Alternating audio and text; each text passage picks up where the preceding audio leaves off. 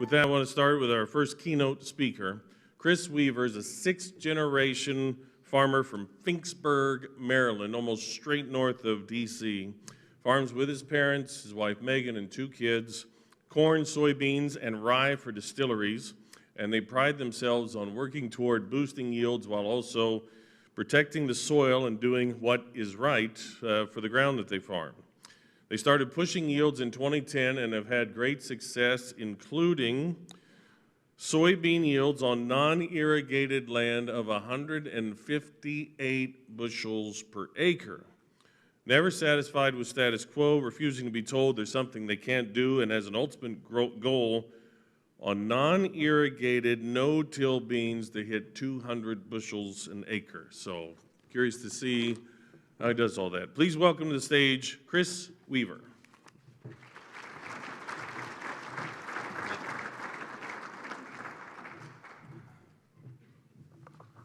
All right, we're going to learn how to use everything up here. Thank you for having me first off today. I greatly appreciate it. So, guys, I'm not perfect. I'm politically incorrect. So if I offend you today, get over it. All right? So when Porter called me up to ask me to give the talk for you guys, I was like, great, how long do I have to talk? She said, you have 45 minutes. I'll tell you everything we do in 45 minutes. There is no way. So I wanted to go over the highlights and how did we get started? And where did we end up? How did we get this? So this has actually been really fun for me, my father. Anybody in here farm with 70-year-olds? Great. I have two children, one 7 and 9, and two 70-year-olds. They just torment me all day. But this was fun putting this presentation together because it let us reminisce back to how we got to where we are. So I am a sixth-generation farmer. My son will be the seventh, or my daughter. And we do farm corn, soybeans, and rye. These guys are the companies that I work or deal with. I think it's very important that you guys know that ahead of time, because if I refer to one of them throughout my talk, you understand. John Deere Corporation, I actually am on a corn and soybean agronomy panel with those guys, where we're trying to work on making better sprayers, planters. You know, I have a friend that does the same thing for Case Corporation, so I'm not pro one equipment or another. So, remember the most important thing about farming. When you're looking at my fields, please pay attention to the road and don't hit the stop sign in front of our cornfield. The road sign. This was one of my neighbors checking out our fields one day, and he hit the roadside. He did not hurt a stalk of corn. That's the important takeaway. So, when I started putting this thing together and we started talking, I asked Uncle Tom and Dad, I said, what are the things that changed us? Changing our mindset. Dealing with nutrient management that we're going to get into here in a minute. So congratulations, you're here today to learn. Take away things. That's not saying I might not have the answer. One of these breakout sessions might be the answer for your operation. So first off, let's change our mindset. Get a piece of paper out. This is a great time. Write one thing on your farming operation that you're doing right. Okay? Take a minute. Write one thing on your farming operation you're doing right. Now, on the second line, write one thing that you're doing wrong or would like to do better. And then when you get home, take an index card. I have to speed this process up because Stephanie's going to tell me my time's out here pretty soon. Take an index card. Write down 10 goals you want to achieve in 2024. Put it away in your safe. Don't look at it again until December 31st. See if you achieve these goals. I do this every year. Who in here writes out a list of what you want to achieve every single day? Okay? This is important. If you're going to get ahead in life, you've got to have a list. The list is only important for everybody but the two 70-year-olds. If I give them a list, they go do the opposite of what's on that list. So keep that in mind. Okay? But if we're going to get ahead, you have to change your attitude, your thinking. All right? So these are the things we have done differently. We don't say we can't. We won't. We don't pick on people. All right? In this day and age, that's crucial. You know, guys, we're all in the farming business. We're all competing for the same land. I'm faced with housing development. People moving in that are rude. People that we have to educate. Okay, I'm 45 minutes south of Gettysburg. 2 hours to the east of me is Baltimore City. 3 hours to the south is D.C. All right, we have people moving in. Urban sprawl is real. I see it when I drove out here the other day and how much Champaign's growing. You know, but we had to change our mindset. I do not want to be around negative people. And if you are, cut them from your team. Okay? This is my Uncle Tom. He came up with one thing that I've heard since I was a little kid. Control the controllables. You can only control certain things. Can you control rain? No. Can you control the amount of fertilizer you put out on the field? Yep. Can you control your actions, your attitudes, and your thoughts? Yep. Can I do it for anybody else? No. So control the controllables. So, and if you listen to me, by the end of the day, I'll teach you how to grow a 6-bean pod. You take a 4 and a 3, and you slide them together, and you come up with a 6. It's very simple. All right? So, in Maryland and back in 1996, I was coming out of college, and we heard these rules, nutrient management. It was going to be the death of farming, as far as we knew, in the Chesapeake Bay watershed. So this is where I always refer to my good President Ronald Reagan. I'm here from the government, and I'm here to help. The worst words you ever want to hear. So let's fast forward. The Chesapeake Bay watershed and goes all the way to New York and encompasses Pennsylvania. They don't have nutrient management laws. You can spread manure right up to the creek in Pennsylvania, but that water drains to the Chesapeake Bay, and we were the ones having to face the issues. So along comes the Water Quality Act of '98, followed by the 2001 Water Quality Initiative, where now we had to focus on nutrient management plans. We had to record everything we do. We get fined if we don't follow our protocols. We have paperwork for our paperwork. I hope you guys don't have to deal with it yet, but it's coming, let me tell you. So part of that was if you make $2,500, and I made sure to write it down, or have 8 animals, you qualify for nutrient management. So that's pretty much everybody out there. So we were told we have to have a plan, we have to implement the plan, and by the way, from December 1st to March 1st, you can no longer spread fertilizer, nitrogen and phosphorus, or nitrogen to start out. It's kind of a game changer. I heard everyone around us telling us we were going to fail. Farming was done in the state of Maryland. Well, then we had Pfiesteria break out. And the Chesapeake Bay got red algae all through it. What did that initiate? The Phosphorus Act. So now we can't spread phosphorus between December 1st to March 5th, or March 1st, excuse me. Now you can't spread manure from December 1st to March 1st. So now we are being regulated and told how we were going to do it. All the guys around me kept saying, we're gonna fail. We can't increase yields. We can't do any better. I'm right out of college. I know everything at this stage, right? Every kid right out of college knows everything about farming. I was going to show my dad and uncle the way. What did my dad and my uncle say to me? Boy, I think you need to get an off-the-farm job.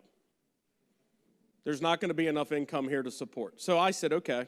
I was the youngest. So I thought at that time in my life, what was I going to do? So I went to the extension agents. They found me a job with extension. I worked there for a whopping 8 months. When I realized the Maryland Extension Service was already, and if you're with extension, you hear how I said Maryland Extension, was already 30 years behind. So I said, wow, what am I going to do? I need a job off the farm. I was talking to my dad and my uncle. I started looking at soil conservation. So I educated myself on what they did. And along the way, I came back to the farm in about 2008 to find out we can do a better job in farming. Foliar fertilizers, different techniques. This is what started driving me, the use of humics and sugars, okay? And it changed my mindset in telling my dad and my uncle, hey, I'm not worried if our FIV levels are over 150 and we can't apply phosphorus anymore. We can still do this. We can increase yield. We can do a better job of farming. So with everything going on, when I took over, I became president in 2012 of the farm. In 2014, my dad decided he wanted to take a role in local politics. I am so glad in my life that ended in 2020 for my father. So no, he is no longer in local politics. He's back at the farm. But we had to comply with all these different rules, different laws, and I promised my dad and my uncle I was going to boost yields. My goal is to be the first guy, no-till, non-irrigated, to 200 bushel beans. And that's tough. That puts a lot of pressure on me. I have my goals set out throughout the day. So the one thing that came about in 2014 after Dad took office, and he didn't have anything to do with this was state regulated, was now I get to sit for a 2-hour meeting every 2 years to show me how to spread fertilizer and to spread manure. Yeah, I get to sit for 2 hours to learn how to do what I've done my whole life. You want to talk about a waste of time? And they give me a nice card after I'm done. Okay? So knowing that we had to do a better job with the soil, knowing that we had to do a better job with everything else we were doing, this started changing our way of thinking. All right? And this is where we had to become progressive. The first thing that I realized is I need relationships. Okay? I need relationships with people that are going to be like-minded, thinking out of the box, that had my back. Okay? To this day, Stephanie Smith's up here. She's a great agronomist, has my back. Gabe, I've switched seed corn brands once in my lifetime. I've been with Gabe up there in that corner for over 15 years because of the relationship. I didn't care about what seed I was planting. I cared about the relationship with Gabe. Chris Thrasher in the lower corner, he's my biological guy. He tells me about the biologicals in the soil. He introduced me to trichoderma, the different ways that soil lives, works, and breathes. I've been with Chris since 2010. So where I'm sharing with you is these relationships. Okay, Trey Curtis with Concept. He comes out to the farm. We talk out different ideas, new inventions coming about, different ways of thinking. I like dealing with chemists.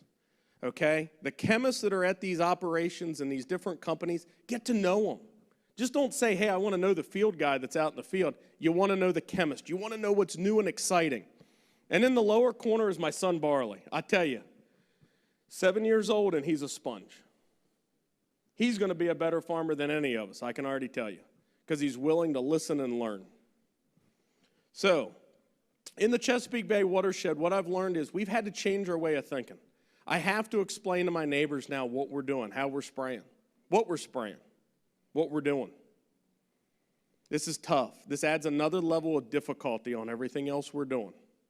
So when they start seeing the drone flying, the helicopter flying, they're not calling the police. They're not calling nutrient management and reporting me for spreading early. You know, we can still spread lime throughout that December 1st to March 1st. So I have to go around, tell the neighbors that would call and report me, get me fined. Hey, we're only spreading lime. We're not doing anything that's illegal. All right? We've had to come up with different ways of doing things, how to ban nutrients, what nutrients we have to, and we're going to talk about that here a little differently. Cover crops. All right? Listen, I'm anti-cover crops, but we had to do it.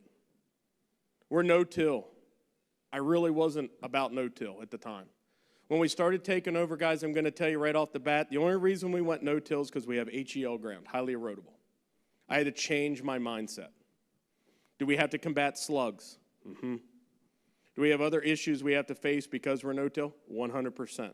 That's why we grow rye. You'll see here in a few minutes. So, one of the main reasons for growing rye is so we can plant cover crops. We blow the straw back on the ground, additional potash. Changed our way of thinking. Now we're getting an additional cover out there. Rye harvest for us takes place right after wheat. If Sagamore Rye Whiskey is who we supply all of our rye to. It's owned by the owner of Under Armour, Kevin Plank. So we grow all the rye for that distillery. But it wasn't because we got to say, hey, we're growing this rye. It was a soil idea. I wanted to be able to let my soil rest. How do I get ahead to increase bean yields the following year? My soil was being pushed too hard. Okay, we take barley off, we no-till beans, we're always working the soil. I needed it to rest. So one of the 70-year-olds, it was my father, came up to me and he brought the idea up of a drone. Something else I was opposed to. Oh, Dad, drones are going to be a fad. They're never going to work. We own two now. Okay? We spread cover crops with them, and we spray with them. Guys, I'm embracing technology every step of the way. I also fight them. But what I'm trying to say is I've taken two 70-year-olds that thought farming was going to come to an end, and they're the ones bringing the new technology, the new ideas along with me. Okay? It can happen. You guys that farm with the 70-year-olds, guess what? It can happen. They can change their mindset if they want to. Okay? And that's what my dad and my uncle have done. So when we implemented drones, we fly radishes now through standing corn. This is a sunflower field, sunflower, sun hemp, Austrian winter peas that we planted. The sunflowers are only in there for one reason, my wife. And if you have one of them at home, you understand she's the boss. So that is why it's a nice, pretty color. But she likes to go out there and pick them. The sun hemp, what I came to find out, pulls toxins out of the ground. It helps to free up the soil, helps to eliminate. You know, the Austrian winter peas, that was a great way to fix nitrogen for the next year. So behind all of our rye ground, we blow the straw back out and we come right back in with a cover crop. Guys, I'm going to tell you, sun hemp was a game changer for me, okay? Sun hemp gave us a way to start taking the toxins, herbicides, pesticides out of the soil that I never had thought before, okay? And I am going to tell you, I love herbicides. I love spraying, okay? If you're in the chemical business and you're in the room, you're going to love me. But we also do detriment to some of our biology as we're doing this. So we have to pay attention. We have to be giving back to the soil, okay? Maryland has a cover crop program. Just so everybody knows, I don't know if you have one here in Illinois, where we get paid to protect the Chesapeake Bay. That's why I included this slide. However, there's something we realized. When we're flying the radishes through standing corn, their dates are too late. We actually go in around the 4th of July to start spreading the radish through the standing corn because we're getting a better stand. So there's some things here we're changing.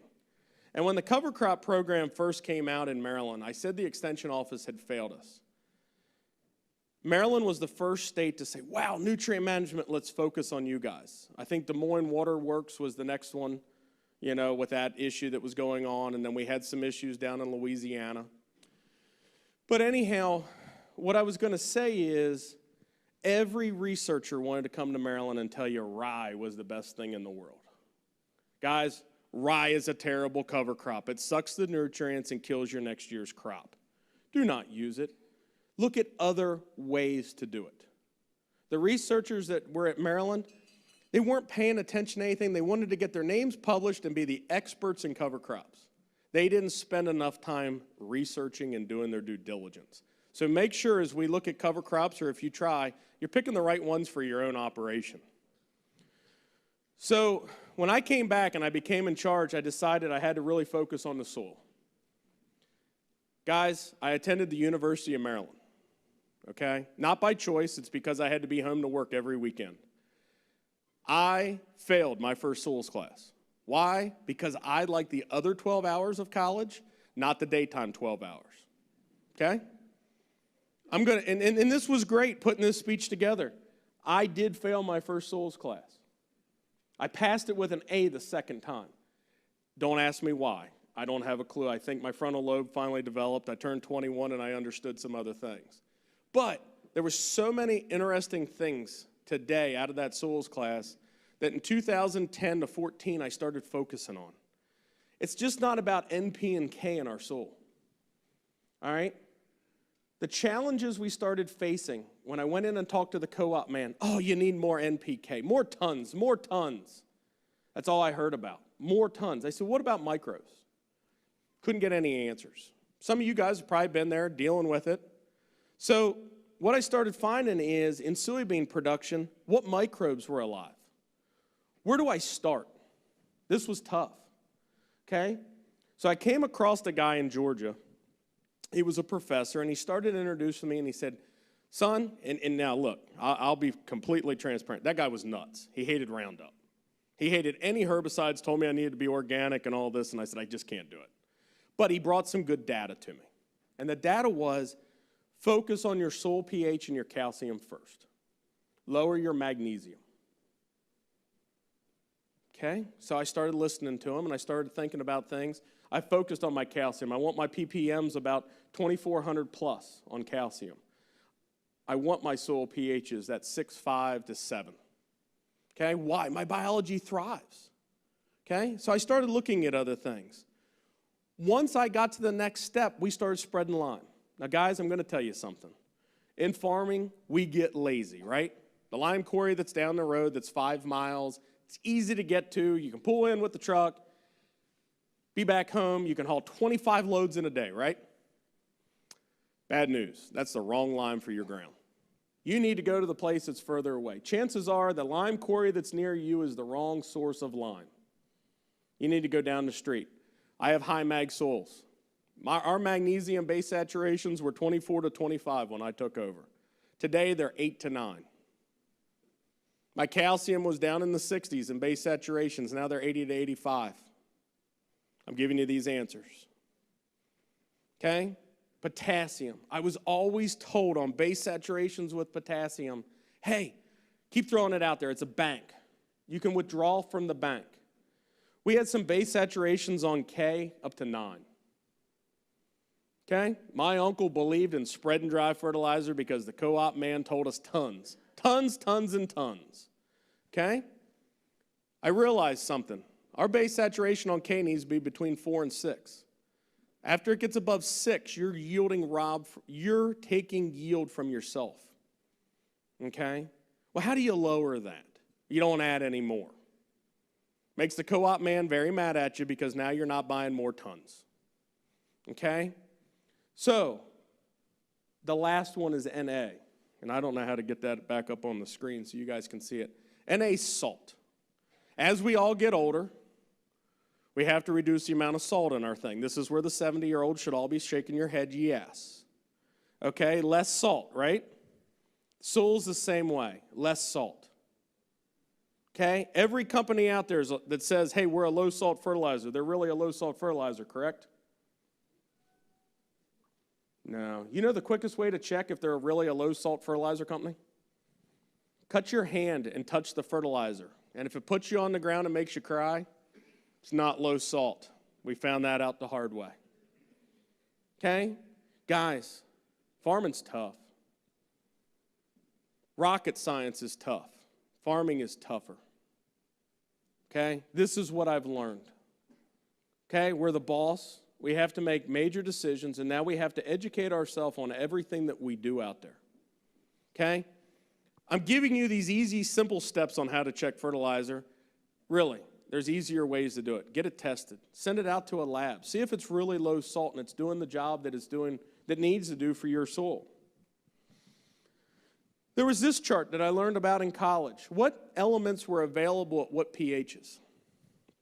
This is on the internet. This is great. It's in some catalogs now that dealers have.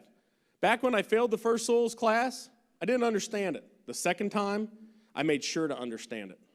Why? Because I want to know the relationship that each one of these nutrients has within the soil. Okay?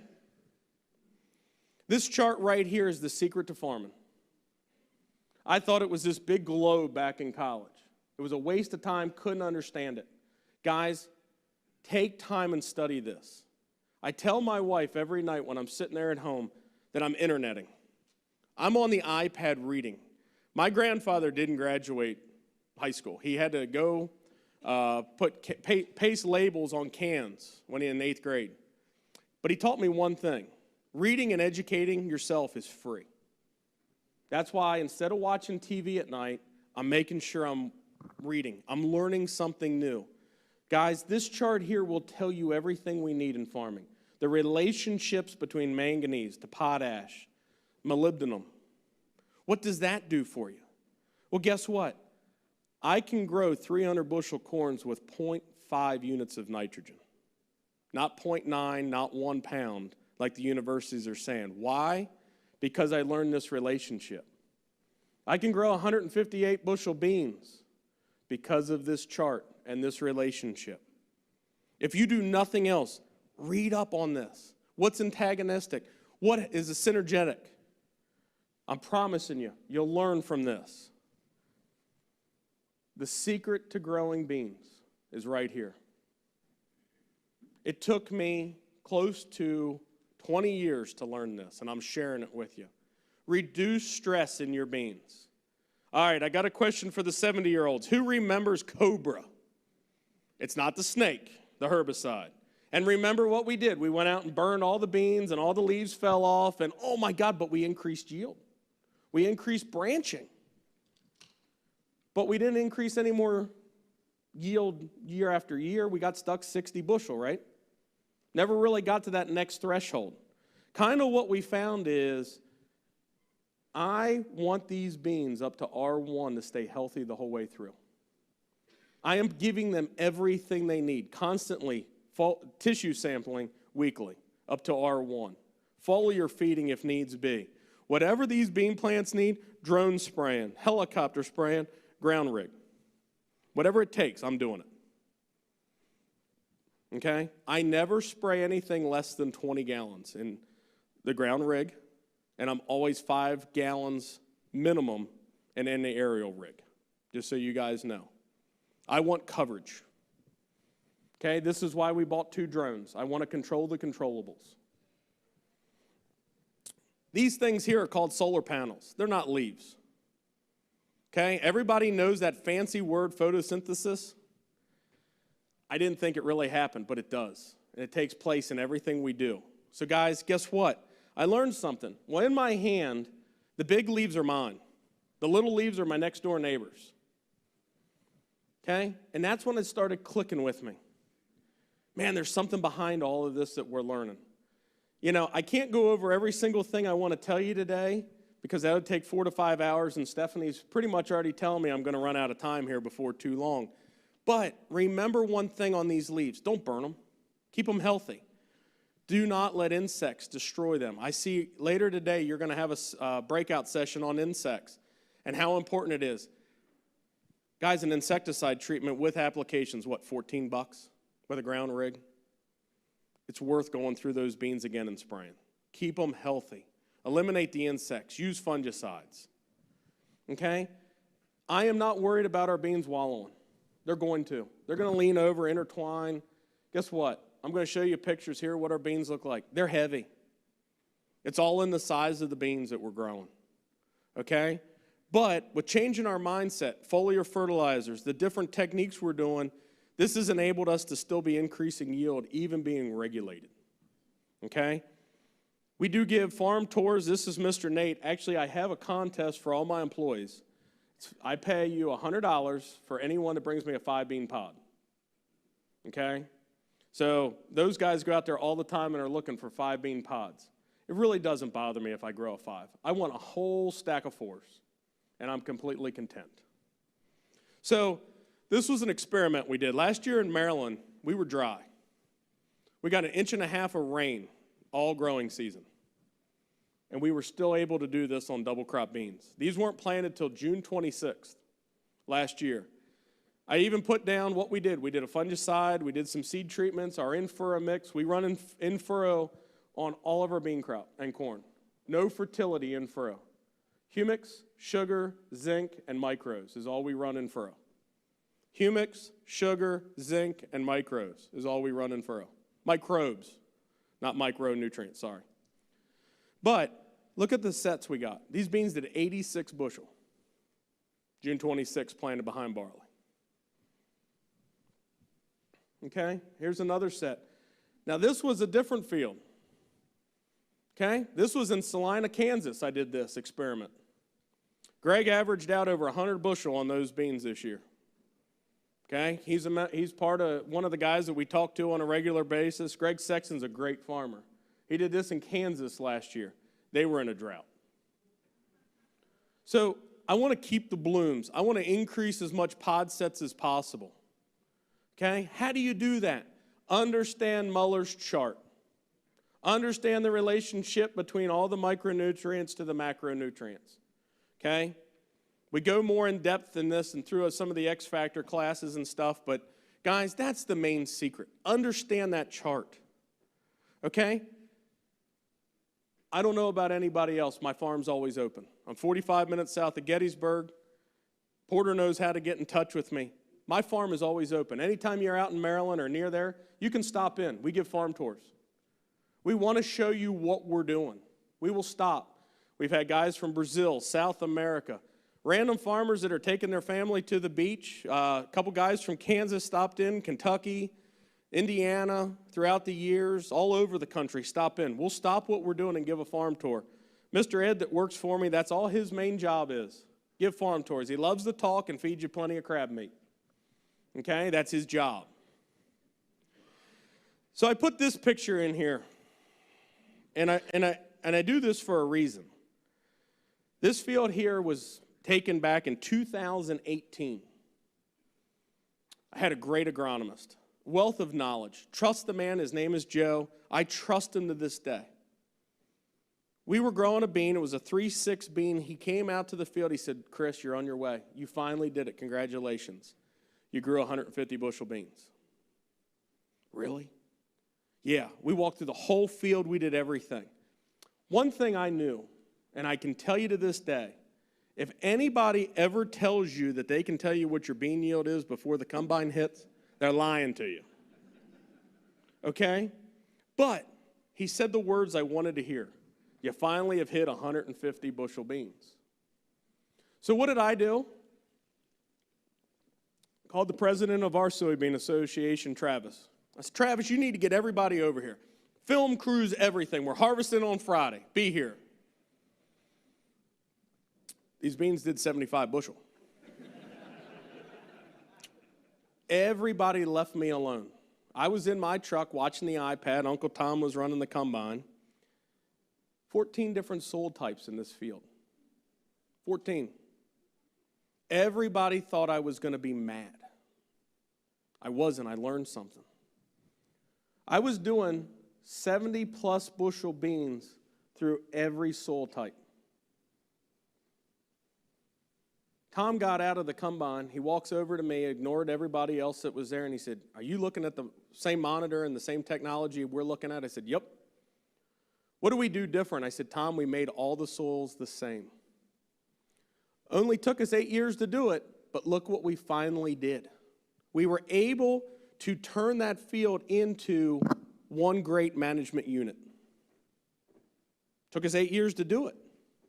Where these guys all thought we were upset, that field turned around, bean on bean, 14 years straight on this farm. That field the following year did 136 bushel. Okay? We didn't have the film crew there that day, I can promise you that. We had our judges there, we had everybody there, but we did 136 bushel. Why? Because we learned from the year before, man, we changed all those soils. We were able to, all through all 14 different soil types, make them all act as one. Guys, that's hard. Some soil types you can't do that to because of water. Okay? I like the fact that I see some guys, as I was driving in here, are tiling, increasing the oxygen. That is phenomenal. Okay? I'm starting to play with tile. We have hills anywhere from 8% to 14%. Okay? So I'm going to be honest with you. Don't need a lot of tile unless there's a spring head coming out. Okay? But these are the mishaps I've had along the way. Okay? Do you know how many of my neighbors laughed? He thought he was going to do 150 bushel and he did 70. I didn't let them get me down. Remember that. The one thing about me is I don't care about my neighbor. I like to screw with my neighbor. I am the first guy to take the planter out. That DMI tool you had, when I ran it, the first year I ran it at midnight. Why? Because the next day they woke up, they all thought I planted corn. I thought it was great. I walked in the coffee shop around 6 a.m. What did you do? I said, I planted about 400 acres of corn last night, boys. It's March. Yeah. Just wanted to get a reaction out of you. I was putting fertilizer down. I was thinking out of the box. Guys, to be different, people are going to make fun of me. I'm okay with that. I do not care if you think I'm doing the right thing or the wrong thing. I'm sharing with you how I had to change my mindset, how I'm going to get to 200 bushel beans. How do I know I will? Because I'm going to make it one of my goals. Okay? This was something different. How will the harvest of the following year affect next year's crop? You guys think about that while we're harvesting? I do all the time. You talk cover crops, we talk stalk management. This is why we put calmer cornhead rolls on our combine, smaller particles.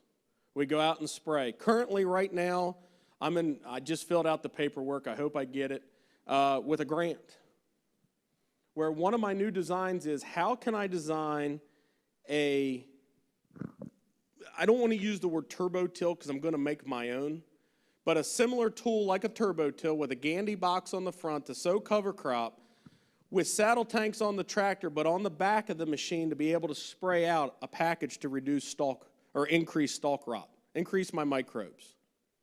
Okay?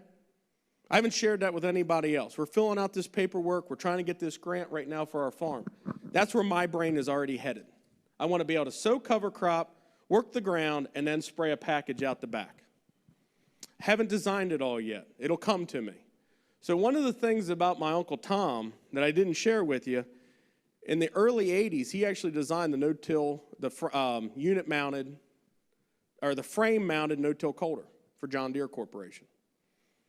How did he do it? Right out of his head. He knew what it needed to look like, needed to know how to do it. We just bought a new 1795 planter. It's ripped apart in the shop right now, getting frame-mounted no-till coulters on it. John Deere doesn't offer that package, guys. We're having to design it and build it ourselves in-house. The thing is, my uncle is so sharp. My father is so sharp. We don't write it down on a piece of paper. They can design it up here. That's how I've been trained to think, differently from everything else. I'm not scared to be the different guy, try something and admit it doesn't work. So I wanted to include some pictures of our plants. The one big takeaway for our beans, so I know Stephanie's been there, she's seen it. Our bean plants are probably like this in diameter when we're harvesting. Okay?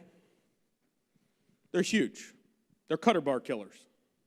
Okay? We had to switch up our cutter bars, guys. We had to go to a different style. Everybody asks me, and I'll try to eliminate some of the questions, what plant population do you plant? We pick bean varieties based on field conditions. You do the same thing with corn, right? What kind of corn is going to do well in this soil? We don't focus on beans like that. So what do? We pick the bean variety that's right for the soil. You ask me plant population, 80,000 to 160,000. Why? I don't know the bean variety, the soil. What does this bean need for that ground? We're picking that differently. We've changed our way of thinking.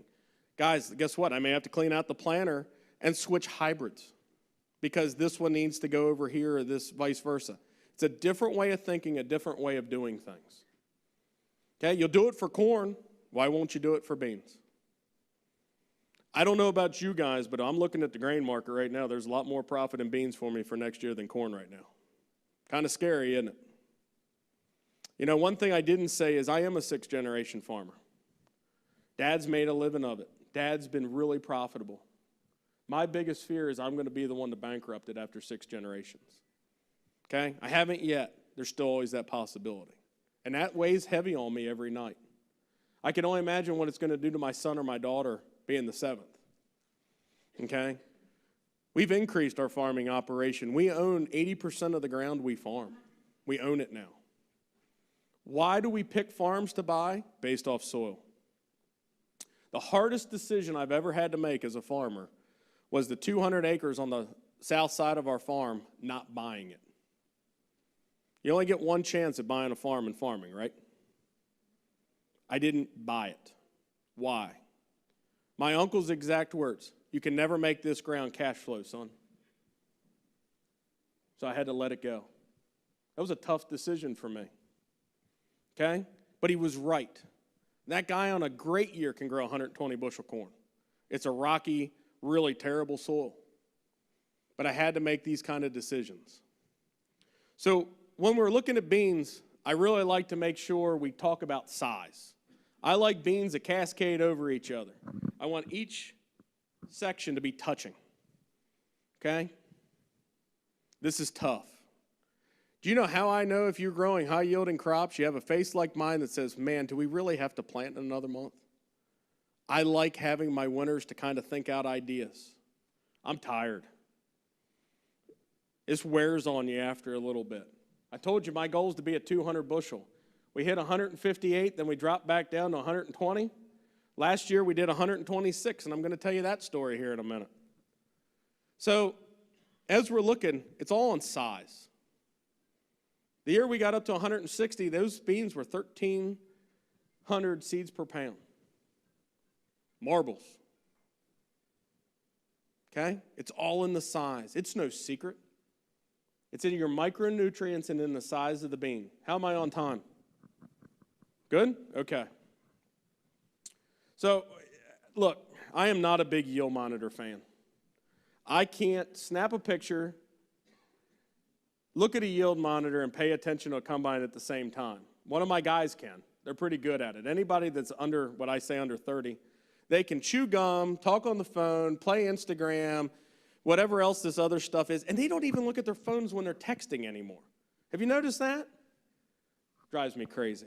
But Matthew snapped a picture. Guys, we try to harvest beans, 14% is when we start cutting. What's the one thing we all know about beans? They dry down pretty quick throughout the day, right? So if you start at 14, by the time you're done, they're about 9. Okay? I'm losing weight. So we start at 14%. We'll spread it out through a bunch of trucks and work it out throughout the day. These beans this year, doing 101 bushel in a drought, were 1,541 seeds per pound. They're marbles, okay? So we learned some things even in the drought this year. So we entered a contest. We did 123 bushel, or 126 bushel in 2023. Here's the shocker that other farmers won't tell you. I lost $143 per acre on that field of beans. Did you hear it? I lost $143 on that field of beans. It's 50 acres. It was $8,000 out of my pocket. Okay? Yeah. I lost $143 to the acre to grow 126 bushel beans. Everybody catch that? I want to make sure that resonates for a minute. But what did we learn? We learned that I was crazy. But I learned that I could keep that plant alive. I could keep manipulating that plant even in low water situations. What ended up hurting me? September. We got a whole week of 100-degree plus temperatures. I don't know if you guys did this year. I would have been okay if we didn't hit September. September killed me. September killed everything we were doing right there.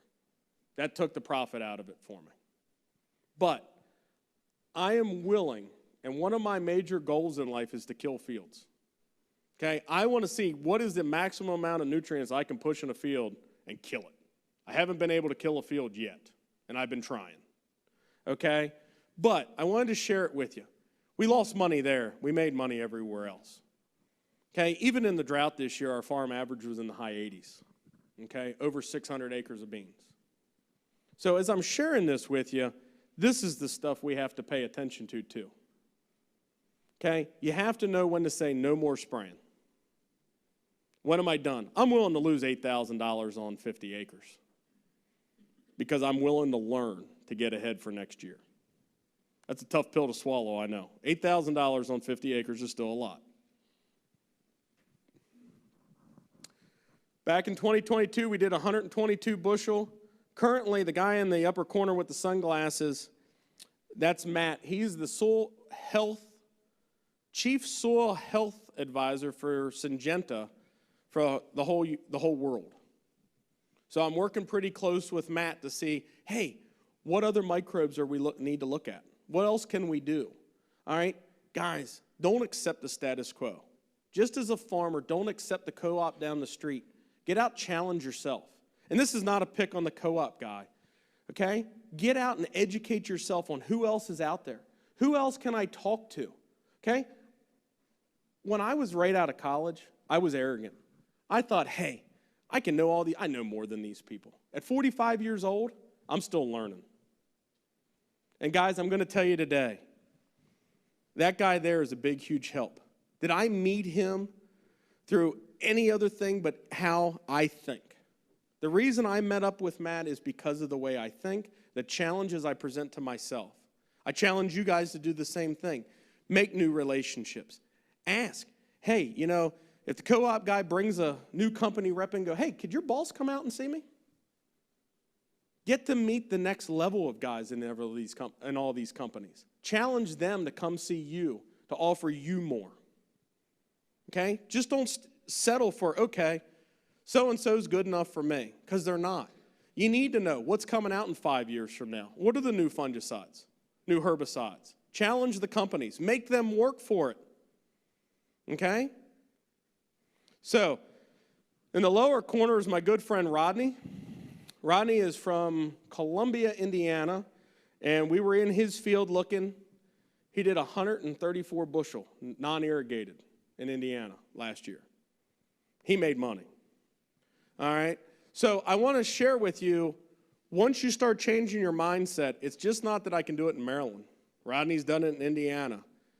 Ryan's done it down in Kentucky. He grew 120 bushel beans. You know, we have Greg out in Kansas that's increased his yields out there over 100 bushel.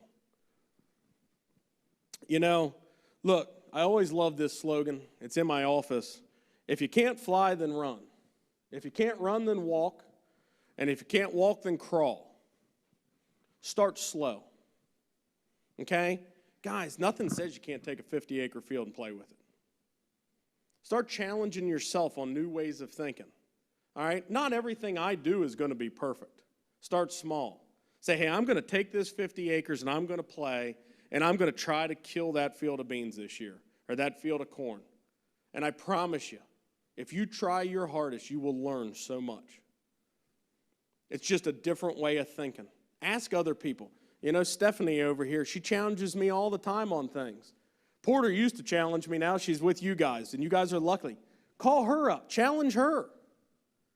Okay? But don't let these reps sit behind their desk at their office. Make them come out in the field. Make them help you increase your own yield. So one thing I want to share with you guys, we have some big news coming. It's called Yielding Generations. Self-plug for myself here real quick while I'm up here. My friend Rodney from Columbia, Indiana, we're starting our own YouTube show. It's more about family and what we're doing on our farm. We're trying to bring it to you that can't travel, can't get away from the farm, of what we're doing, timing applications, how to think differently about your soil. Same thing as when I'm talking to you here, we're actually going to do it in the field, educate you guys on what we're doing. You know, we just feel that we could hit more farmer audience. That should be coming out here in February. We're very fortunate. We have 3 great sponsors, Locust Ag, Concept Ag, 4 sponsors, Golden Harvest Seed, as well as Marestem. So I do thank you for listening. This is another one of my favorite quotes. So I'll leave you with this. If there's any questions, guys, I'll be around till noon, or you can feel free to ask them now. Everyone is asleep. I'm sorry. Now, are there, so we make sure we get it on YouTube for the video, are there microphones floating around? Is someone running microphone?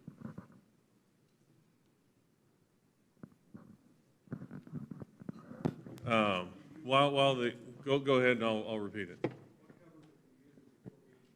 What covers are using before beans? So before beans, if it suits behind rye or in there, so through corn we only do tillage radishes. In our rye ground, it's sun hemp, Austrian winter peas, oh my God, now I just, thank you. You asked a great question. You hit me hard. Sun hemp, Austrian winter peas, crimson clover, sunflowers, thank you. See, now you guys are helping me out. See, this is even great. And there's one other one that's in there too. I'll have to look at it. I'll get it for you. Yeah. But we're just drilling that in. Yeah. So those are the mixes, but I'm really big on the sun hemp in that to help to pull some of the corn herbicide out of the ground and free that up. What's your farm averages over the My farm averages? Over the last 5 years, on average, corn about 285 bushel, beans around 90. Right over here. Let me add one thing. Go right And ahead. I'm farming less ground today than my dad and my uncle did. And we're filling more bins. Yep. Yes, sir. Do you have your own drones or do you hire? Do you have your own drones or do you hire people? to do it? I control the controllables. I own them myself. You can find an 18-year-old kid at any local high school that can fly them better than anybody else you know. And they can do it like this and never look down and pay attention, and they do a great job. Have somebody that is on the truck that knows how to mix the herbicide, or not herbicides, but the fertilizer you're doing. But no, we own all of our own drones. Yep. What cost you the $8,000 loss? Was it over yield versus market price, or just some of the things you were playing with on the input side? Some of the things we were playing with, the heat in September really set us back. It was the fact that I didn't know when to stop spraying. We kept going out and we were doing additional potash applications, calcium boron applications, manganese applications. I just kept going. You know, the one thing I have learned, the second biggest liar in this world is the weatherman. Okay? He is right only about 50% of the time. Okay, he kept telling me it was going to rain. So one of our issues was I was actually believing him, so we kept spraying. But no, it was the over applications. Me not willing to quit is what cost us that extra money. Could you comment on that red soil where Kip Colors is in Missouri as opposed to where you're at and where we're at here in central Illinois? So I've never been to Kip's farm, so I don't know. Is it red clay? Okay. So we have a silt loam. We have clay soils. We have a red clay-based soil, too. Our soil types can vary throughout. It can be heavy clay to a loam. So I can't comment on his soil versus yours, but I can tell you that throughout the country, where we've been working from South Dakota all the way to Kentucky, I've run in all different soil types. The main number one thing that you need to change based on your soil type, clay, silt, sand, is your amount of humics or fulvic. Okay? To clean up your soils the quickest and the easiest, depending on those kind of soils, your magnesium. Start with your calcium, check your pH, check your magnesium levels. Lower your mag down. It'll start to free up even your red clay soils. We deal with that.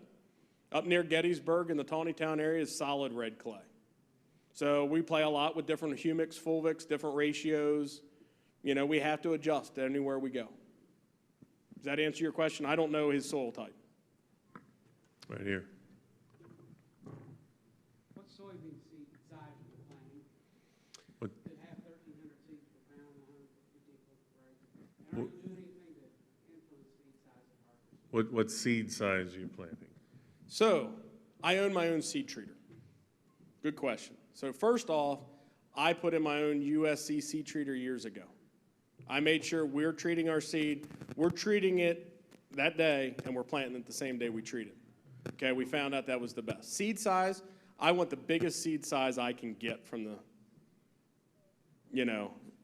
golden harvest that I can get my hands on. So I'm going to point blank tell you, can I regulate that? No. What I can regulate is going through and checking the boxes as we're getting them in to make sure there's no splits, no halves, anything like that. We won't plant a box of that. We'll send those back out, send them back to the company. I'm checking every seed as we go through. We're examining it, make sure the germination's good. We're adjusting our plant population for that. I want the biggest seed I can possibly get my hands on. Sometimes I can't get the biggest seed, but with micronutrients, you'd be amazed at what you can manipulate some of those smaller seeds, those 2,400s to 3,200 seeds per pound seeds to grow into. You do same row widths? 15-inch. Everything's 15-inch or 30-inch, depending on where we are. Okay, Chris. Yes, sir. You answered the first question on the row width. Population drop, and then your rough planting date for soybeans in your geography. Population drop depends on the bean that we're planting to the acre. So anywhere from 80,000 to 160,000. Okay, so I'm going to tell you right off the bat, depends on the bean, the field, and everything else. So I can't give you a definitive answer. We'll start rolling depending on the year. I like to be in the field by April 15th. April 15th. April 15th, depending on ground conditions. So I'm old school.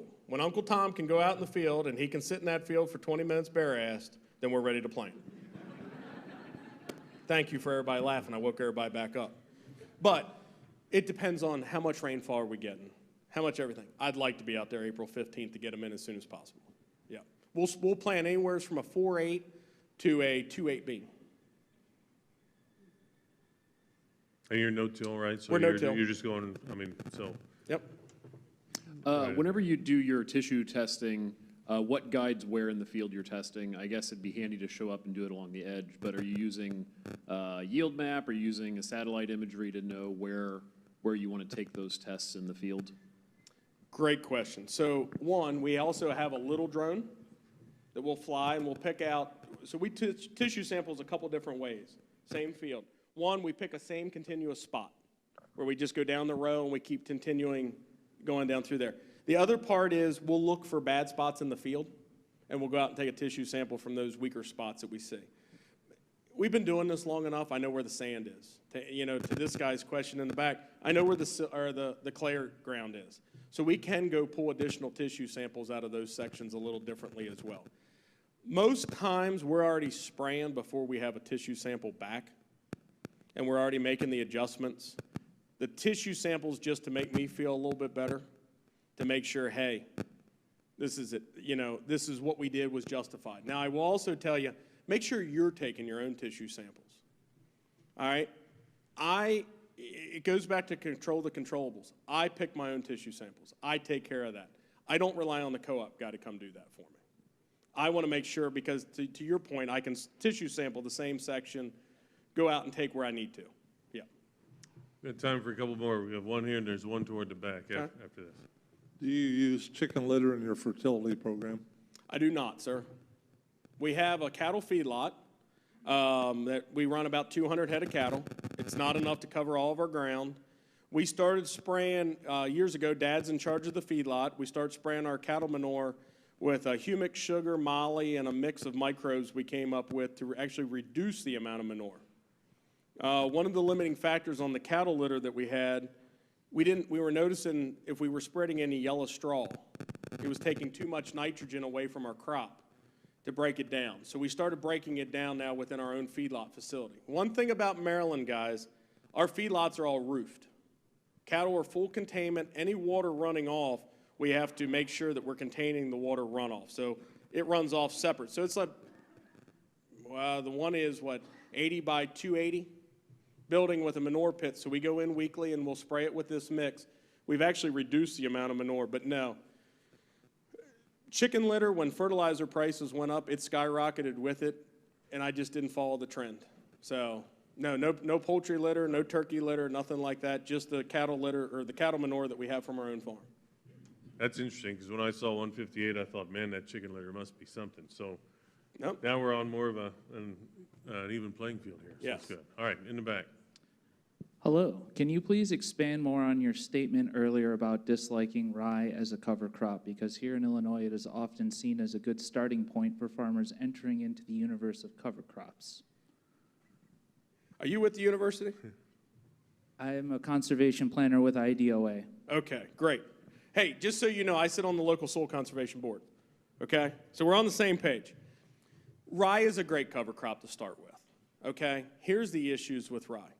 When you kill rye off and then you try to no-till corn into it, it actually makes the ground harder, puts out a toxin, okay? Whereas an oats, a barley, a triticale, and or a wheat would be a better cover crop for you to be planting at that time, okay? Rye also sucks the most nutrients out of your ground. So as far as the university goes and or a cover crop guy, hey, rye's great. It's sucking the most nutrients out. It's helping control the most phosphorus. If you're going in and planting into it green, your crop tends to be okay. But if you kill it off too early, it gives off a toxin and it makes the ground too hard. It sucks out too much of the moisture. There are better cover crops out there to play with. Rye is everyone's starting point. Why? Because it always comes up. It can be just thrown on the ground and you're getting a great stand. All right? That is the number one reason that rye is what everybody promotes first. I believe the doctor's name was Dr. Frank Cole, and I think he left Maryland, went over to Ohio State. He just wanted to make a name for himself. He's back in Maryland now again. We didn't want him back, but he came back. okay? And the problem is, rye was the quickest way to do research, to say it worked. Now we're finding out, hey, what about these other blends, these other mixes? All right? Guys, I'm going to tell you something. Soybeans are a great cover crop. All right? Put that in some blends. Try that too. We don't know the possibilities on what cover crops can do for us. We're still learning. I was anti-cover crop at the beginning. I still am on certain aspects of it. But to your point, that's why I'm a little reluctant on rye, okay? Did that answer that? Yes, it did. Thank you for expanding on that. We have time for one more. We want to stay on time if we can.